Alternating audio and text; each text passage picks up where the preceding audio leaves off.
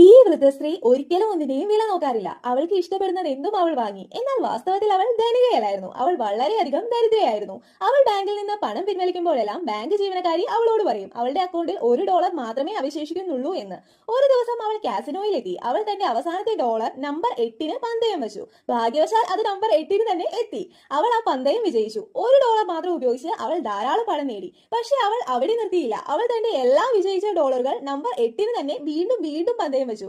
അതിശയകരം എന്ന് പറയട്ടെ, അവൾ എല്ലാ ഗെയിമുകളും വിജയിക്കുന്നു. കളിയുടെ യഥാർത്ഥ നിയമങ്ങൾ അറിയാതെ തന്നെ അവൾ ഒരു വിദഗ്ധയെ പോലെ അവർക്കെതിരെ കളിക്കാൻ വിളിക്കുന്നത് എന്തുകൊണ്ടാണെന്നത് കാസിനോയുടെ ശ്രദ്ധ ആകർഷിച്ചു. വൃദ്ധ ഒരു കളി പോലും തോറ്റില്ല. അവൾ ഒടുവിൽ വീട്ടിലേക്ക് മടങ്ങുമ്പോൾ ഏകദേശം 1 ദശലക്ഷം രൂപ അവൾ സമ്പാദിച്ചിരുന്നു. എന്നാൽ അടുത്ത ദിവസം തന്നെ 2 പുരുഷന്മാർ അവളുടെ വീട്ടിലെത്തി. അവളുടെ പണം മുഴുവൻ തിരികെ നൽകണമെന്ന് അവർ അവളെ ഭീഷണിപ്പെടുത്തി. അതേ തുടർന്ന് ആ സ്ത്രീ സ്വന്തം സുരക്ഷയ്ക്കായി ഒരു അംഗരക്ഷകനെ നിയമിച്ചു. ആ ബോഡി ഗാർഡ് എപ്പോഴും അവളോടൊപ്പം കഴിക്കുകയും കുടിക്കുമ്പോഴും എല്ലാം ഉണ്ടായിരിക്കണമെന്നും അവളെ സംരക്ഷിക്കുകയും ചെയ്യണമെന്ന വ്യവസ്ഥയുണ്ട്. ചിലപ്പോൾ മുത്തശ്ശി ഒറ്റയ്ക്കും തന്റെ സമയം ചെലവഴിക്കാറുണ്ട്. അതേസമയം നേരത്തെ അതേ ഗുണ്ടകൾ വന്നിട്ട് അവരുടെ വീട്ടിലേക്ക് എത്തി. അവർ ദേഷ്യത്തോടെ മുത്തശ്ശിയോട് നിശബ്ദമായിട്ട് എല്ലാ പണവും അവർക്ക് തിരികെ നൽകാൻ പറഞ്ഞ് തർക്കിക്കാൻ തുടങ്ങി. മുത്തശ്ശിയുടെ ഭാഗ്യം ഇത്തവണയും പ്രകാശിക്കുമോ എന്നതാണ് ഇപ്പോഴുള്ള സംശയം.